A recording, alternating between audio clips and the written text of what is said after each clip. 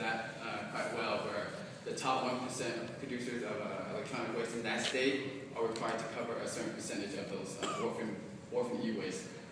Maine also introduces a disposal bans where televisions and CRT are prohibited from landfills. And to minimize free riders or producers that are in compliance, retailers are required to prohibit the sale of incompliant producers in the state. Some disadvantage of this system is that, like Germany, they have a lack of developed system. Municipalities serve as the only collection point. Maine also has a very narrow scope of electronics. Currently only CRTs, televisions, computers, and game consoles are covered under their policy, whereas in Europe, anything that you can plug in is regulated. Also, Maine doesn't establish any performance goals, so producers and the state has no requirement to meet for that year. And since producers act collectively, they also don't receive any design incentive or feedback necessary to make those changes. And the last policy I studied was New York's Electronic Equipment Recycling and Reuse Act.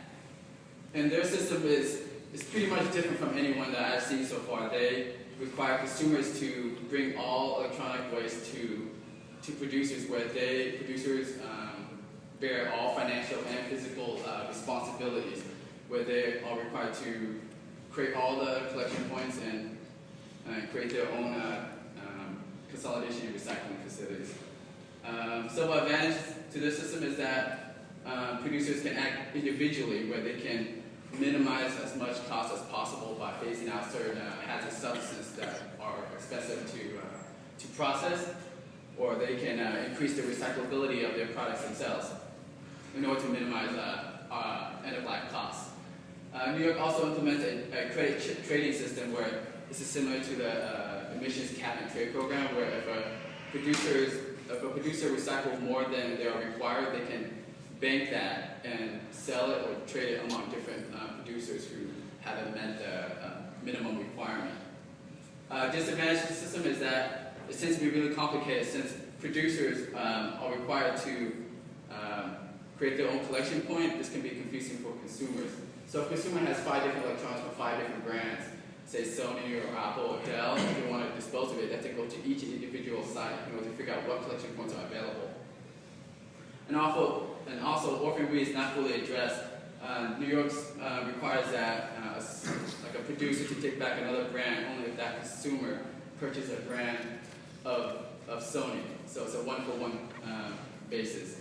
And since New York is still relatively new program, unintended consequences can occur where New York can determine how successful it will be, or yeah. And with that, my management recommendation is to create a shared financial and physical effort among not just producers but municipalities and consumers themselves, where producers are allowed to act collectively in order to take advantage of scale of economies or cost efficiencies. But producers can also act individual, where they can take advantage of this design incentives and necessary feedback to make those changes. Also, an advanced recycling fee will be imposed, but instead of using that fee to finance the entire system, this will be used to finance orphanry only, whereas other products where the producers will internalize that cost of the product themselves.